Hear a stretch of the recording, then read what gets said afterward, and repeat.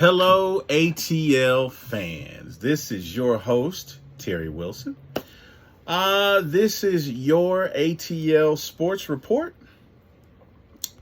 And this is our maiden voyage.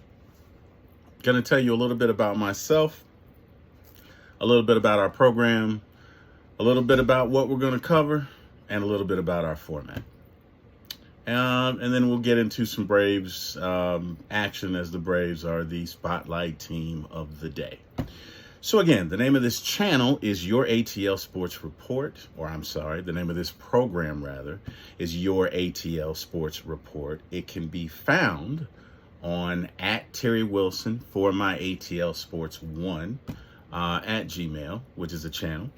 And you can find Braves, Falcons, Bulldogs, and some Hawks content there. As I stated, this is our maiden voyage, our initial voyage, our first voyage. And so today we'll just be focusing on the Braves, but look for further content that will include not only the Braves, but other ATL teams going forward. Okay, so I think I've told you who I am. I've told you where you can find me. I've told you what we'll be covering. Your spotlight team for the day is the Atlanta Braves, as this is baseball season. How are we going to cover the Braves? All right. Typically, 3 days a week, we'll go through game summaries. We'll give you an update as to where they are in the standings. We'll give you an update as to current events. We'll give you an update as to the game that either was played that day, or if there's no game that day, the day before. In the game summary is going to be the final score, the player of the game. Player of the game is obviously the player that contributed the most, hopefully to a victory, but if not a victory, at least they did contribute the most to that particular game.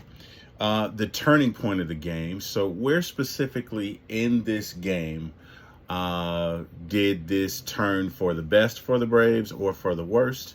And what factors contributed to that? Lastly, the best or worst manager move of the game. In other words, the moves, whether there was a pinch hit or whether there was a reliever that was brought in for a pitcher, what's the best move for that, for Brian Snitker, for the Braves for that particular game? Okay. All right. So currently the Braves are at 50-27, which means they have 50 wins against 27 defeats. They are in the NL East division, which means the National League East division. They sit at first place, and they are 6 games above or 6 games better than the Miami Marlins, who are the second place team. They had a recent series that ended this Sunday where they played the Cincinnati Reds. Cincinnati is an up-and-coming team. They're a good team. They're an exciting team. They have a lot of athletes. Cincinnati won the first game. I believe the Braves were on an 8-game win streak. Cincinnati was on an 11-game win streak, and they won the game Friday night. Although it was a very entertaining game, a lot of runs scored, a lot of home runs. Matter of fact, I think the Braves may have hit 3 home runs in a row in the 8th inning. So it was a very entertaining game, but ultimately the Braves lost 11-10. The Braves would go on and win Saturday 7-6 and win today 7-6. And so the Braves won the series, which in baseball is all you care about. Because if you win enough series, if you win all your series, you'll obviously be in first place and you'll obviously make the playoffs. So they succeeded at that today. The player of today's game was our first baseman, Matt Olson. Matt Olson hit a 3-run home run in the 6th inning. I believe at the time the score was 3-3. And Matt got a fastball up and away, which means up and to the outside corner.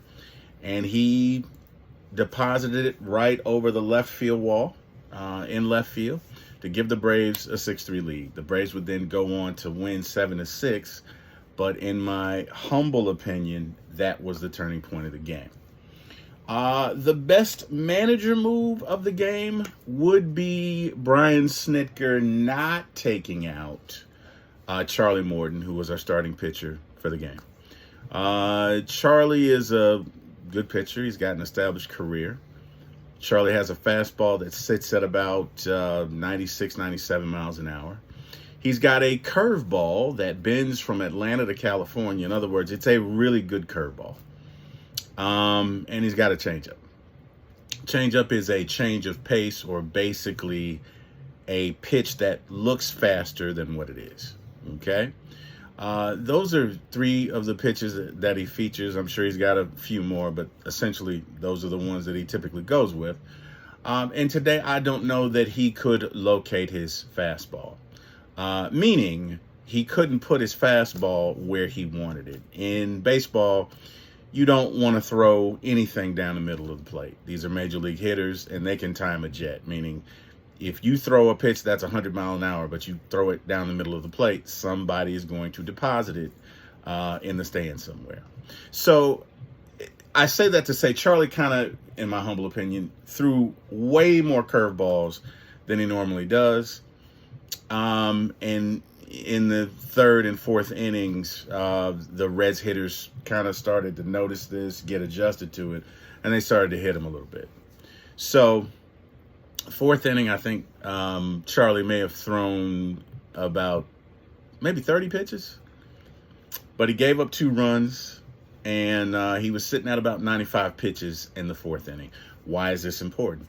Well, most major league pitchers, again, in a game, most managers will allow them to throw 100 to 110 pitches. Why is this? Well, you want them to make 30 starts, and the arm can only take so much. Also, if you're going to make it to the playoffs, you want them to be fresh. You don't want there to be any injuries. So the established benchmark for most major league pitchers is typically 100 to 110. You know, contingent upon the scenario, I've seen managers let it go to 120, but it's typically 100 to 110. So Charlie was sitting at about 95 in the fourth inning. I believe the Braves had to take out their starter in yesterday's game in the fourth inning and their starter in Friday night's game in the fourth inning. And Snit decided, you know what, I'm going to let Charlie Morton throw another inning. And he did. Charlie comes out, gets a 1-2-3 inning. And I think it saved at least one bullpen arm. And why is this important? Well, in baseball, they actually play 162 games. So to the extent that you overutilize your bullpen, by the time you get to the playoffs, you know, they won't have anything left. They won't be any good. Their arms will all be tired, and you'll probably get beat in the first round. So if you are a major league manager, especially on a contending team, you have to be able to manage your bullpen. Interesting story. My brother and I got into a very heated debate. Well, I shouldn't say a very heated debate, but at least a passionate discussion about Snitker managing on Friday night. And the scenario was, I believe Colin McHugh was in pitching. I forget the inning, but Colin clearly didn't have his best stuff. Colin had hit 2 guys. You know, when you hit a batter in baseball, that's an automatic walk. So there were 2 guys on. There was obviously a batter at the plate, and Charlie threw a pitch, and the guy hit a home run, and I believe that was the 3-run homer for them to take the lead. And my brother's argument was, you saw that he hit 2 people already. Why didn't you go ahead and take him out? Which, you know, is logical and makes sense. The problem with that thinking is at the time we were in game 75, right? It was a 162 game season. What if Colin was able to get out of that scenario, right? If Colin is able to get out of that scenario, then that's an arm that you can save for another game, right? Because one thing about it, if you use your main guys every day, by the time you get to September and October, they're not going to be there. And in other words, they're all going to be tired. They're all going to have dead arms, and you're going to have a very quick exit if you make the playoffs. So where you can save your bullpen arms, that's what you want to do. My brother could not see the logic in this. We just agreed to disagree. Either way, fast forward to today's game. I think Snit made the right call. Charlie Morton goes in, gets 3 immediate outs, and we're off to the races at that point. So, yeah, best manager move of the game would be definitely leaving Charlie in to go in and pitch the 5th inning. Either way, the Braves won 7-6. Their next game or next series is going to be against the Minnesota Twins. It's going to be at Truist Park in Atlanta. I believe the next game starters are going to be Sonny Gray and Spencer Strider. Sonny Gray is a good pitcher, a little older. He was really good back in the day. Still a good pitcher, still effective. Spencer Strider is a world beater, although the past couple of games before his last game weren't that stellar. But Spencer Strider throws 100, got a curveball again that falls off the table. He's an excellent pitcher, so I'm definitely looking towards the matchup. Minnesota is a good team. They're not a great team by no stretch of the imagination, but they are a good team. So it should be a good matchup. And, yeah, hopefully the Braves can win that series and move forward. So with that, we're going to switch gears a little bit. We're going to go to the MLB trade deadline, specifically from the Braves' perspective in regards to what their needs are and what their needs aren't. When you talk about trades or, the trade deadline, there are typically 4 categories that you want to look at. There's your everyday lineup. These are the guys that go out in the field and play and record outs and also hit, and they're essentially your offense. And the Braves have the number 2 offense in the league out of 30 teams. So they're really good. I believe they are number 1 in home runs in the league. The Braves have the best catchers, best catching tandem in the league. They have the second best first baseman in the league. They have Ronald Acuna, which is essentially the best player in the league, not named Shohei Ohtani.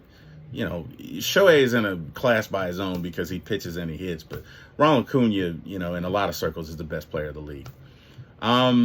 You've got essentially a star, a superstar, or a very good player at every position. So the Braves have no need as far as position players to trade. Your bench, which would be the guys who would come in and spell these starters, right? Either to pinch hit for somebody, or if somebody needs a day off, that's your bench. The bench is pretty good. It's not great, but it is pretty good. It's serviceable. And I don't see a need there to trade, because when you're trading, you're probably trading a prospect from the minor leagues, and the Braves farm system or minor league system is not great right now. It's serviceable because Alex Anthopoulos is a magician as far as a GM is concerned, but by no stretch of the imagination is it a great farm system, or does it have a great deal of depth? So no, we don't have a position of need for position players. We don't have a need for bench players. When you talk about the starters, that's where I would say your need starts. At the beginning of the year, Atlanta's pitching rotation would be considered one of the best, if not the best, in baseball, but they had 2 injuries. There was an injury to Max Fried, who, if you don't know, is our ace of the staff or our best pitcher. He's a pitcher that pitched the clinching Game 6 in the 2021 World Series, so he pitched us into history. And he's been our best starter for the past 4 or 5 years. He's had forearm tightness since the beginning of the year and has been on the injured list. And he is slated to come back, I would say, around the All-Star game or maybe a little after. And then there's Kyle Wright. Kyle Wright was our only pitcher last year to win 20 games. Kyle Wright made a quantum leap last year as far as his development, and we were really looking forward to the next steps that he could take, because he could potentially be a Cy Young winner. But it just wasn't to be. Kyle, I think, had shoulder inflammation, and he's been out, and I don't know when Kyle will be returning. I don't even know that Kyle is going to return this season. So I say all of that to say that the Braves are probably going to have to go out and get at least one starting pitcher.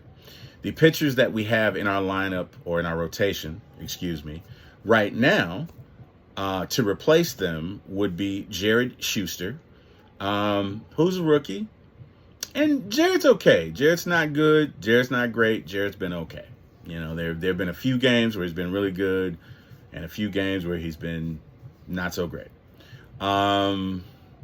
He doesn't really have a 95, 96, 98 mile an hour fastball. He kind of puts you in the mindset of Tommy Glavine, but not as developed, I should say. Obviously, Tommy's a Hall of Famer. Tommy could, pinpoint that ball, that changeup, wherever he wanted it. And I just don't know that Jared Schuster is there right now. And he's a rookie, right? So that it doesn't mean he should be. But Jared's been okay. There's also A.J. Smith-Shawver, who A.J.'s been pretty good, okay? A.J. was in high school 2 years ago. So he has had a rapid ascension through the minor leagues. And he's starting for the Atlanta Braves now. And he's been pretty good. I think he's on his third or fourth start. This past one was not great, although to kind of put it in context, they were playing in Cincinnati, which is kind of home runville, if you will. The ball travels. I think all in all, there were 18 home runs hit during that series with the Braves and the Reds. I think the Braves hit 10, the Reds hit 8. So just to kind of give you context, AJ did give up, 5 runs, but it's kind of like playing in Colorado almost. So it's the ball travels there, is what I'm saying. But either way, AJ's okay. He's a rookie. He's still developing. I still think the Braves need at least one starter, one established starter that's going to give you 6 or 7 innings a game to rest your bullpen. I think that is a need. I think they will go after that during the trade deadline. I think the greatest need, however, is a bullpen arm. And I say that to say the Braves bullpen is good. It is good. It is a good one. And on most nights, they can come in, do what they need to do, and take care of business. But I don't know that every arm in there is going to hold up in the playoffs. I think there's some bullpen pitchers that are due to regress. In other words, they're due to have some bad outings, okay?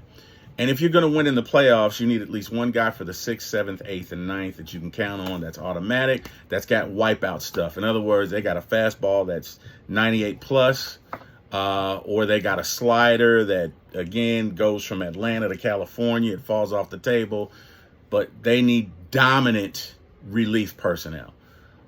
They need at least one, maybe two, and that's where I see the most critical need, and that's where I believe Alex is going to go. I believe Alex is going to get 1 or 2 bullpen arms. I also think he may go and get a starter or potentially 2.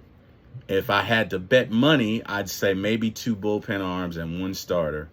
And that would pretty much be it as far as our trade deadline needs. So, with that being said, this has been our initial voyage. Again, you can reach me at Terry Wilson for my ATL Sports 1 at gmail.com. Thank you for your time. Thank you for listening. Looking forward to a wonderful relationship going forward. And I will see you Wednesday. Have a great day. Goodbye.